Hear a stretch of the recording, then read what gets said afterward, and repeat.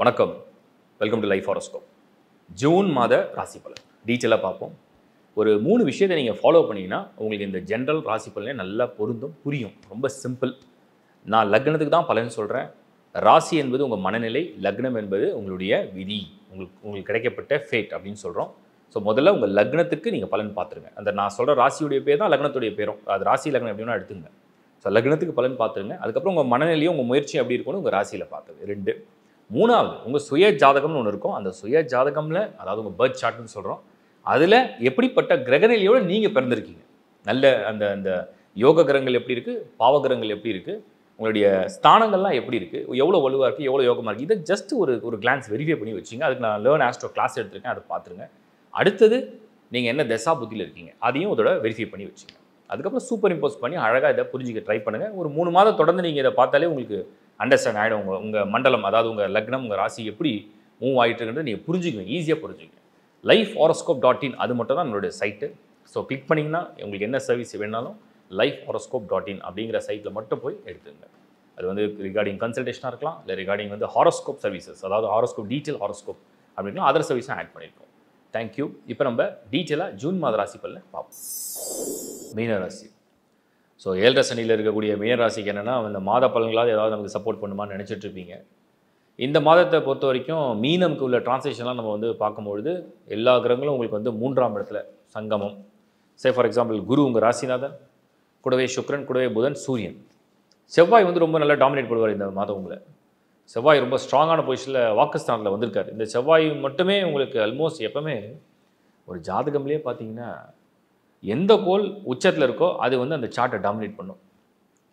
அடுத்தது வந்து எந்த கிரகம் ஒரு ராசி மண்டலத்தில் ஹையஸ்ட் டிகிரியில் போய் உட்காருதோ அது அந்த சார்ட்டை டாமினேட் பண்ணிடும். ஸோ உச்சமாக இருக்கிறதுக்கு பலம் அதிகம், அதோட இன்ஃப்ளூயன்ஸ் அதிகமாக இருக்கும். இப்போது ஒரு உடம்புல வந்து ஒரு டெஸ்ட் எடுத்து பார்த்தோம்னா ஹீமோகுளோபின் எவ்வளோ இருக்குது, விட்டமின் எவ்வளோ இருக்குது, ப்ரோட்டீன் எவ்வளோ இருக்குது, கொலஸ்ட்ரால் எவ்வளோ இருக்குது, சுகர் லெவல் எவ்வளோ இருக்குது, பிபி லெவல், இப்படி ஒரு டெஸ்ட் ரிப்போர்ட்டில் எது அதிகமாக இருக்குது அப்படின்னு பார்க்குறோம்ல, அது மாதிரி தான் இந்த பிளானட்ஸும். இப்போ ஒரு சார்ட்டில் வந்து உச்சமாக இருக்கிற கோள் வந்து 2 வரும் சில பேருக்கு. அது 2மே பவரா அப்படின்னு கேட்டால் 2மே 100 மார்க் கொடுத்துருவோம். ஆனால் பொசிஷன் இருக்குல்ல, பொசிஷன்னா எது ஃபஸ்ட்டில் எது பின்னாடின்னு ஒன்று இருக்குல்ல, அது எப்படி கண்டுபிடிக்கிறது, அது என்ன டிகிரியில் இருக்குது, எத்தனை டிகிரியில் இருக்குது, அதை பொறுத்து அதை வந்து பொசிஷன் பண்ணுவோம். அப்போது வந்து மீன ராசியை பொறுத்த வரைக்கும் நான் இதெல்லாம் ஏன் எக்ஸ்பிளைன் பண்ணுறேன்னா, 7th சனி நடக்குது கரெக்டு. இப்போ வேலை விஷயத்தில் அப்படியே ஒரு மாதிரி ஆவரேஜாக போயிட்டுருக்கு. அதாவது பிரச்சனை இல்லாமல் போனாலே போதும்டா கடவுளேன்ற மாதிரி போயிட்டுருக்கு நிலைமை. இதான் 7th சனியில் மீனம். இது எல்லாருக்கும் கிடையாது, ஃபஸ்ட் ரவுண்டுக்கு மட்டும்தான். செகண்ட் ரவுண்டு இதுக்கு பேர் பொங்கு சனி. பொங்கு சனின்னா என்னென்னா, ஜம்ப் பண்ணி அடுத்தடுத்து போவாங்க. அடுத்த வேலை, அடுத்த நாடு, அடுத்த ஊர் அப்படின்னு பயணங்கள். யார் ஒருத்தருக்கு வந்து நிறைய பணம் வரும், யார் ஒருத்தருக்கு நல்ல பதவி வரும், ஹார்ட் ஒர்க், கண்டினியூஸ் ஒர்க், அப்புறம் என்ன பொசிஷனில் இருந்தாலும் அந்த ரோலை வந்து மெயின்டைன் பண்ணுறது, இதானே வரும். அப்போ மீனமுக்கு அந்த செகண்ட் ரவுண்டு 7th சனி நடக்கிறவங்களுக்கு இது வந்து ஒரு பொங்கு சனி, வளர்ச்சி கொடுக்குற சனி. வளர்ச்சி கொடுத்தனா என்ன மாதிரி எப்படி கொடுக்கும், ஃபேமிலிக்கு உண்டான டைமை கம்மி பண்ணிவிட்டு வெறும் வேலை, வாழ்க்கை, பணம், முன்னேற்றம் அந்த டைமை அதிகப்படுத்திடும். நிறைய பேர் 7th சனி செகண்ட் ரவுண்டு வரும்போது தான் ஃபேமிலி விட்டு பிரித்து தனியாக வேறு ஸ்டேட்டு, வேறு கண்ட்ரிலாம் போயிடுவாங்க. ஃபஸ்ட் ரவுண்டு சோதனை, 3வது ரவுண்டு கொஞ்சம் ஒரு மாதிரி அது போதும், உன்னோட உழைப்பு போதுன்ற மாதிரி ரெஸ்ட் எடுக்கிற மாதிரி ஒரு டைமை கொண்டு வரும். இதெல்லாம் தான் ஒரு கேல்குலேஷன். ஸோ இந்த மந்த்து செவ்வாய் வந்து டாமினேட் பண்ணும் உங்களை. ஈவன் சுக்கிரனும் ஸ்ட்ராங்காக இருக்குது, செவ்வாயும் ஸ்ட்ராங்காக இருக்குது. பட் சுக்கிரன் வந்து மாதம் முழுக்க ஒரே ராசியில் இருக்காது, டிரான்சிட் ஆகும். பட் செவ்வாய் இந்த மாதம் முழுக்க ஒரே ராசியில் இருக்கும், பலமாக இருக்கும். இன்னொன்று சொல்ல போனால் ஆண் வீட்டில் உள்ள செவ்வாய், மேல் ஹவுஸ், ஃபஸ்ட் ஹவுஸ், அதான் மேஷம், அங்கே செவ்வாய். அப்போ வந்து செவ்வாயோடைய பவரையும் சுக்கிரனுடைய பலத்தையும் நம்ம வந்து கால்குலேட் பண்ணணும். ஏன்னா சனியும் ஆட்சியில் தான் இருக்குது. எவனே கேட்பீங்க, சனியும் வந்து மேல் ஹவுஸ் தானே, கரெக்டு தான். உங்களுக்கு பாக்கியாதிபதி யார், உங்களுக்கு அதிர்ஷ்டமான கிரகம் யார், செவ்வாய். ஏன், குரு 10 கூடையவன், 1 கூடையவன், செவ்வாய் 9 கூடையவன். அந்த 9 கூடிய செவ்வாய் 2ஆம் இடத்துல ஆட்சி பலம். இப்போ செவ்வாய் ஸ்ட்ராங்காக நின்றுட்டார்னா பாக்கியாதிபதி பலம் பெற்ற ஒரு மாதமாக வரும்பொழுது, விரையாதிபதி சனி விரயத்தில் நிற்கும் பொழுது பாக்கியாதிபதி என்ன பண்ணுவார்னா, நல்ல விரயமாக, ஒரு சுப விரயமா, இல்லை குறைஞ்சபட்சம் வீடு, வாகனம், அப்படி வசதிகள் நிறைந்த விரயமாக பண்ணுறதுக்கு தயார்படுத்தும். அடுத்தது சுக்கிரன் வந்து 8 கூடியவன், அஷ்டமாதிபதி, ஒரு பெண் வீட்டில் ஆட்சி பலத்தோடு வருவார். அப்படி பெண் வீடுனா ரிஷப வீடு. அப்போ ரிஷப வீடு வந்து பெண் அப்படின்னா அது குடும்பம், குடும்ப செலவு, குடும்பத்தில் ஏற்படக்கூடிய விரயங்கள், சுபமான விரயங்கள் அப்படிங்கிறத இன்னொரு பக்கம் இண்டிகேஷனை கொடுக்குது. அப்போ மீனம் இந்த மாதத்தை பொறுத்த வரைக்கும் ஜாப், ப்ரொஃபஷன் இதெல்லாம் நம்ம அப்படியே அனலைஸ் பண்ணி பார்க்கும்போது செவ்வாய் வாக்குஸ்தானத்தில் 2ஆம் இடத்துல ஸ்ட்ராங் பொசிஷனில் இருந்துட்டாருன்னா இந்த மாதத்தில் உள்ள எல்லா இடையூறையும் அவர் கலைந்து விடுவார்.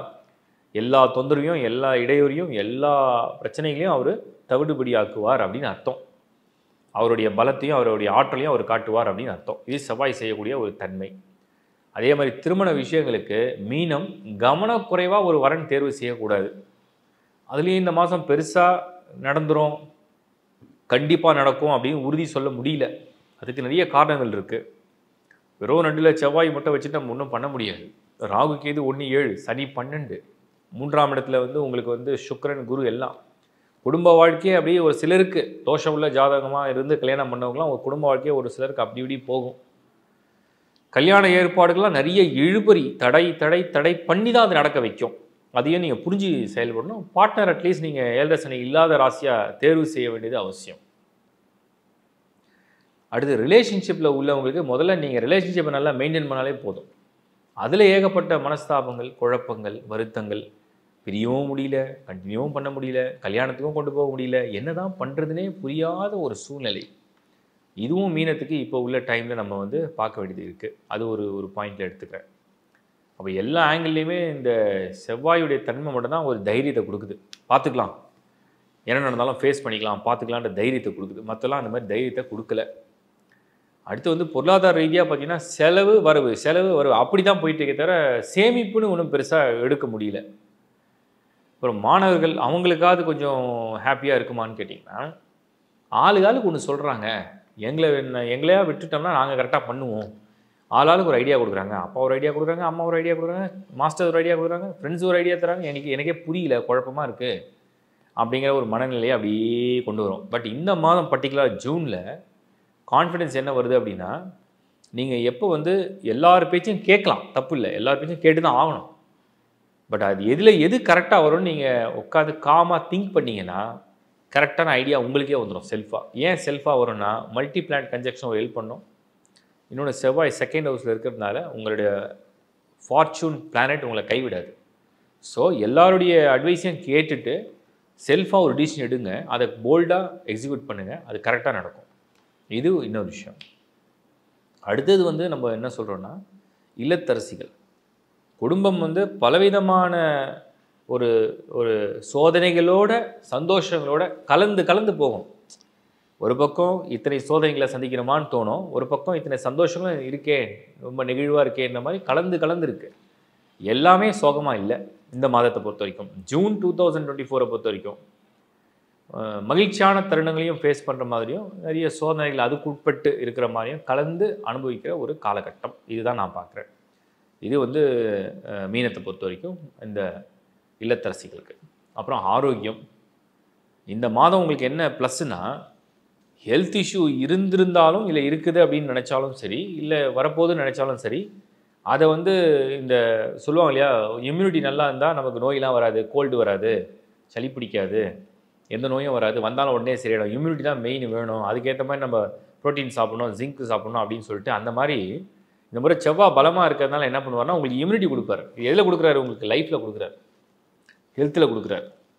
ஸோ லைஃப்லையும் ஹெல்த்லேயும் அந்த இம்யூனிட்டி கொடுக்குறதுனால என்னென்னா பெரிய நோய்கள் உங்களுக்கு கிட்ட வந்து சேராது, வந்தாலும் வந்த வேகத்தை ஓடிடும். அதனால் கான்ஃபிடண்ட்டாக இருக்கலாம். இருந்தாலும் 7 சனி நடக்குது. அப்போது ஆரோக்கியம் சம்மந்தப்பட்டது பிரச்சனை வரலாம் கூட, எதிர்பார்க்காத சில சமயத்தில் தவறி விடுறீங்க, கொஞ்சம் அடிப்படுது, காயங்கள் படுது, இல்லை வாகனங்கள் சம்மந்தப்பட்டதெல்லாம் கொஞ்சம் கூடுதல் விழிப்புணர்வோடு இருந்தால் இதையும் தவிர்க்கலாம் அப்படிங்கிறதான் கருத்து. ஸோ அதில் கொஞ்சம் கேர்ஃபுல்லாக பார்த்துங்க. அப்புறம் சீனியர்ஸை பொறுத்த வரைக்கும் ஒரு பக்கம் 60க்கு மேலே என்ன பிளான் புரிஞ்சிக்கணுன்னா 7 சனி, மற்ற கோள்களில் ராகு கேது மெயினாக 1 and 7. எனக்கு தெரிஞ்சு நீங்கள் வந்து பக்தி மார்க்கத்தை உங்களை ஈடுபடுத்தலாம், சேவை மார்க்கத்தை உங்களை ஈடுபடுத்தலாம். ஏன்னா மீனத்துக்கு வந்து பேரே என்ன தெரியுமா? மீனத்தை தான் சுக்கிரன் உச்சம் அடையும். அதுக்கு பேரே அயன சயன போஜன மோட்ச காரகா. அப்போது நல்லா சாப்பிட்றது, தூங்குறது, சேவை பண்ணுறது, பக்தியில் இருக்கிறது, மோட்சம் அடைகிறது, மோட்சக்காரகா சேவை செய்கிறது, தெய்வாம்சமான அர்ப்பணிக்கிறது எல்லாமே மீனத்துக்கு உண்டு. அப்போ மீனம் 60 வயதுக்கு மேலே கடந்து இருக்கீங்க அப்படின்னு நினச்சிங்கன்னா, சேவை செய்யணும்னு எண்ணம் இருந்ததுன்னா, ஏன்னா உபய ராசி அது, சேவை செய்யணும்னு ஆசை இருந்ததுன்னா, ப்ளஸ் வந்து நீங்கள் வந்து பக்தியில் ஈடுபடணுன்ற நம்பிக்கை இருந்ததுன்னா, ஒரு பில்கிரிமேஜ் டூர் பண்ணணும்னு ஆசை இருந்தால் அதெல்லாம் நிறைவேற்றி கொள்ளலாம், ஆன்மீக பயணங்களை மேற்கொள்ளலாம். அதுக்கு இது சரியான நேரம். இதான் மீனம். வாழ்த்துக்கள். இப்போ நீங்கள் பார்த்தது ஒரு பொதுவான பலனை கிளியராக கொடுத்துருக்கேன். இந்த பொது பலனே உங்களுக்கு நல்லா மேட்ச் ஆகும். மினிமம் 50% மேட்ச் ஆகிடுச்சுன்னா அது பெரிய விஷயம். ஏன்னா இது ஒரு பொது பலன். உங்கள் தனிப்பட்ட ஜாதகத்தை பார்க்காம பொதுவாக நடக்கிற டிரான்சேஷனை நான் வந்து உங்கள் ராசி அண்ட் லக்னம் ரெண்டுத்தையும் காம்போ பண்ணி பாருங்கன்னு சொல்லியிருக்கேன். நீங்கள் கிளியராக கரெக்டாக அந்த காம்பினேஷனோட பார்த்தீங்கன்னா டெஃபினட்டாக இது வந்து உங்களுக்கு நல்ல பலன் புரியும், அது பதியும். அதில் உள்ள சில இடத்துல நான் எச்சரிக்கை கொடுத்துருப்பேன், சில இடத்துல கவனமாக இருங்கன்னு சொல்லியிருப்பேன், சில இடத்துல நல்லா இருக்குன்னு சொல்லியிருப்பேன். அந்த முயற்சிகளை கன்ஃபார்ம் பண்ணுறதுக்கும் அப்படி உண்மையிலேயே ஏதாவது சீரியஸ் ப்ராப்ளம் வருமானதை கன்ஃபார்ம் பண்ணுறதுக்கு உங்களுடைய சுய ஜாதகத்தை ஒரு தடவை வெரிஃபை பண்ணிங்க. ஏன்னா நீங்கள் ஹாரோஸ்கோப்ஸ்லாம் பார்க்குற பழக்கம் உள்ளவங்க, அஸ்ட்ராலஜி வீடியோஸ் பார்க்குறவங்களாம் ரெகுலராகவே ஹாரோஸ்கோப்ஸ் யாராவது ஒரு அஸ்ட்ராலஜி நீங்கள் கன்சல்ட் பண்ணியிருக்கலாம்.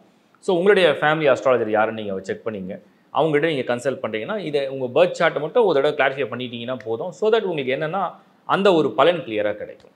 அதுக்கு அடுத்தது இந்த ஜென்ரல் வீடியோ பலனை நீங்கள் எப்பவுமே ஒரு 3 to 6 months ஃபாலோ பண்ணிங்கன்னா கிளியர் அண்டர்ஸ்டாண்டிங் கிடைக்கும். ராசி அண்ட் லக்னம் காம்போவில் நிறைய பேர் இன்னும் கூட கேட்குறீங்க, எதை பார்க்கணும் நான் கிளியராக சொல்லிட்டேன். லக்னம் தான் உங்களுடைய விதி. அதன் அடிப்படையில் தான் ஒவ்வொரு டிரான்சேக்ஷனும் நம்ம வந்து எடுத்துக்கணும், அதோட பலன் எடுத்துக்கணும். பலன் வந்து எது கொடுக்கணும்னா உங்களுடைய லக்ன அடிப்படையில் தான் கொடுக்கும். ராசி என்பது உங்களுடைய மனநிலையும், உங்களுடைய உணர்வு நிலையும், உங்களுடைய என்ன ஆசைகளை கொடுக்கும். ஸோ அந்த ஆசைகள் எப்படி இருக்குது, ஆசையே இல்லாமல் கூட பலன் கிடைக்கும், ஆசை அதிகமாக இருந்து கூட பலன் கிடைக்காமையும் போகும். அது எல்லாமே ராசியை குறிக்கிறது. அது அந்த தெளிவை நான் தெளிவாக கொடுத்துட்றேன். லக்னம் என்பது உங்களுக்கு என்ன நடக்கும் என்பது, ராசி என்பது உங்களுக்கு என்ன விருப்பம் என்பது. விரும்பாது கூட சில பேருக்கு நடக்கலாம், விரும்பி கூட சில நடக்காமையும் போகலாம். அது எல்லாமே அந்த ராசி லக்னத்துடைய காம்போ. அந்த புரிதலோடு பாருங்கள். உங்களுடைய பர்த் சார்ட்டை எப்போவுமே ஒரு முறையாவது நல்லா ரீட் பண்ணி நீங்கள் மெமரைஸ் பண்ணிங்க. உங்களுக்கு என்னென்ன பிளான்ட் எந்தெந்த ஸ்டாரில் என்னென்ன டிகிரியில் எந்த ஹவுஸில் இருக்குன்னு நீங்கள் ஞாபகம் வச்சுட்டா மட்டும்தான் ஒவ்வொரு முறையும் ட்ரான்ஸ்லேஷன் நடக்கும்போது எந்த பிளான்ட் மேலே எந்த பிளான்ட் வந்து பொசிஷன் ஆகுதுன்றதை நீங்கள் அண்டர்ஸ்டாண்ட் பண்ணிங்கன்னா உங்களுக்கு கிளாரிட்டி கிடைக்கும். யோக தசையாக பாவ தசையானதும் கிளியர் பண்ணிக்கோங்க. ஸோ இதெல்லாம் வந்து நான் ஒரு பேசிக் கிளாஸ் ஒன்று எடுத்திருக்கேன். அதுவும் லேர்ன் ஆஸ்ட்ரோ அப்படிங்கிற டைட்டிலில் இந்த லைஃப் ஹாரோஸ்கோப் சேனலில் நீங்கள் கிளிக் பண்ணிங்கன்னா பிளேலிஸ்ட்டில் போனீங்கன்னா லேர்ன் ஆஸ்ட்ரோன்ற டைட்டில் இருக்குது. ஸோ ஆஸ்ட்ராலஜி ரீட் பண்ணுங்கள், அதை படிங்க, கற்றுக்குங்க. ரொம்ப ஈஸியாக உங்களுக்கு புரியும். அடுத்தது நியூமராலஜி அண்ட் வாஸ்து. நிறைய பேர் வீடியோ வாங்கின பிறகு இப்படி வாங்கிட்டோம், அப்படி வாங்கிட்டோம், சவுத்தை வாங்கிட்டோம், வெஸ்ட்டை வாங்கிட்டோம், சவுத் வெஸ்ட்டை வாங்கிட்டோம், டாய்லெட் இங்கே இருக்குது, அது எதுன்னு சொல்கிறீங்க. பட் முன்னாடியே நான் வீடியோஸ் பண்ணியிருக்கேன். ஒரு தடவை வெரிஃபை பண்ணிக்கங்க. வெரிஃபை பண்ணிவிட்டு நீங்கள் போய் வீடு வாங்க. ஏன்னா நீங்கள் வாங்குகிற வீடு உங்களுக்காக மட்டும் கிடையாது, உங்கள் ஃபேமிலி எல்லாம் இருப்பாங்க, அப்பா இருப்பாங்க, அம்மா இருப்பாங்க, மனைவி, கணவன், குழந்தைகள் எல்லாரும் இருப்பாங்க. ஸோ எல்லாருடைய பலன் நல்லா இருக்கிறதுக்கு அதோட வெரிஃபை பண்ணிட்டு வாங்க. இதெல்லாம் வீடியோஸ் நான் பண்ணி கொடுத்துருக்கேன். லேர்ன் வாஸ்துன்ற டைட்டிலில் 22 வீடியோ உங்களுக்கு ரொம்ப சிம்பிளாக புரிகிற மாதிரி ஒரு போர்ட்லேயே கிளாஸ் எடுத்துருக்கேன். அதையும் பார்த்து புரிஞ்சுங்க. அதுக்கடுத்து சர்வீசஸ் வந்து தொடர்ந்து ஒரு டீமாக எல்லாரையும் வச்சு நாங்கள் இந்த சர்வீஸ் பண்ணிட்டு தான் இருக்கோம். ரொம்ப ஜென்யூனாக ஸ்ட்ரைட்டாக பண்ணுறோம். இதில் வந்து உங்களுக்கு தேவையான சர்வீஸ் ஏதாவது தேவைப்பட்டதுன்னா நீங்கள் lifehoroscope.in அப்படிங்கிற சைட்டில் போய் நீங்கள் அப்ளை பண்ணி எடுத்துக்கலாம். இதில் வந்து detail horoscope all over the world நீங்கள் எங்கே பிறந்திருந்தாலும் இது வந்து இந்தியா டைம்லாம் கன்வர்ஷன் பண்ணி ஒரு பஞ்சாங்க ரெடி பண்ணிலாம் பண்ணுறதே கிடையாது. ஸ்ட்ரைட்டாக நீங்கள் யூஎஸில் பிறந்தீங்கன்னா யூஎஸோடைய லேட்டிடியூட் அண்ட் லாங்கிடியூட் பேஸ் பண்ணி அந்த டைம் ஆஃப் பர்த் பேஸ் பண்ணி தான் ஒரு ஹாரோஸ்கோப் ஜென்ரேட் ஆகும். ஸோ அந்த மாதிரி ஒரு கிளியரான ஒரு டீட்டெயிலான ஒரு ஹாரோஸ்கோப் வேணுனாலும் lifehoroscope.in அப்படிங்கிற சைட்டில் நீங்கள் டீட்டெயில் ஹாரோஸ்கோப் ரிப்போர்ட் அப்படின்னு அப்ளை பண்ணி எடுத்துக்கலாம். அடுத்தது other services like voice clip or consultation through phone or டேரெக்டாக நான் மீட் பண்ணோம், எதுவாக இருந்தாலுமே அந்த கன்சல்டேஷன் ஆப்ஷன்ஸ் இருக்குது. டிஸ்பிளேல தெரிய நம்பர் மட்டும்தான் எங்களுடைய டீமோட நம்பர். ப்ளஸ் மெயில் இருக்குது. மெயிலையும் சைட்லேயும் நீங்கள் போய் த்ரூ மெயிலையும் நீங்கள் வந்து எங்களுக்கு மெயில் போடலாம். என்னோட சைட்லேயும் ஒரு நம்பர் கொடுத்துருக்கோம், அதுலேயும் நீங்கள் காண்டாக்ட் பண்ணலாம். ஸோ கிளியராக உங்களுக்கு என்ன தேவை, என்ன சர்வீஸ் வேணுன்றதையும் எங்களுக்கு வந்து டீட்டெயிலாக எங்களோட எக்ஸ்பிளைனும் பண்ணலாம். ப்ளஸ் கமெண்ட்ஸை வந்து நீங்கள் ஜென்யூனாக ஷேர் பண்ணுங்கள். ஸோ என்ன நீங்கள் ஃபீல் பண்ணுறீங்க, இது எந்த அளவுக்கு உங்களுக்கு பொருந்தி இருக்குது, எந்த அளவுக்கு உங்களுக்கு இது வந்து சப்போர்ட் பண்ணுது அப்படிங்கிறத ஜென்யூனாக டீட்டெயிலாக எங்களுக்கு வந்து கமெண்ட்ஸ்லையும் ஷேர் பண்ணுங்கள். அடுத்தது இது உங்களுக்கு பிடிச்சிருக்கு இந்த வீடியோ அப்படின்னா லைக் பண்ணுங்கள், ஷேர் பண்ணுங்கள், உங்கள் நண்பர்களோட உறவுகளோட எல்லாரோடையும் ஷேர் பண்ணுங்கள். சப்ஸ்கிரைப் பண்ணிங்க. சப்ஸ்கிரைப் பண்ணிங்கன்னா இன்னும் வெகு சீக்கிரம் இது வந்து 1 million ரீச் ஆகிடும். ஸோ அதுக்கப்புறம் அது வந்து ஒரு நல்ல கிரேடில் நல்ல பொசிஷனில் எங்களுக்கும் அது ஒரு மோட்டிவேஷனாக இருக்கும்ன்றதை நான் நம்புகிறேன். தேங்க்ஸ் ஃபார் வாட்சிங் லைஃப் ஹாரோஸ்கோப். தொடர்ந்து பாருங்கள், எல்லாருக்கும் ஷேர் பண்ணுங்கள். மீண்டும் உங்களை சந்திக்கிறேன். Bye from Shankar Narayan. வணக்கம்.